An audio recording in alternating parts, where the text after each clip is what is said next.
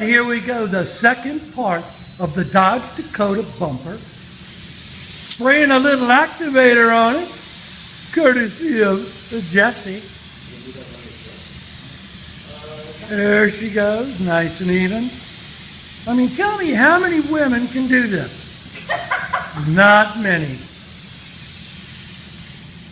All right, here comes that bumper. Oh, yeah.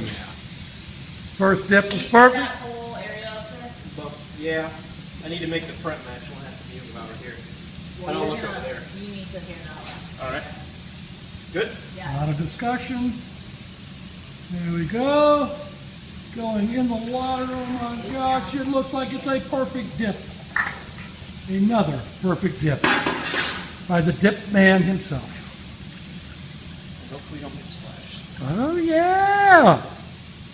Yeah, it looks good. You didn't chevron it, dude.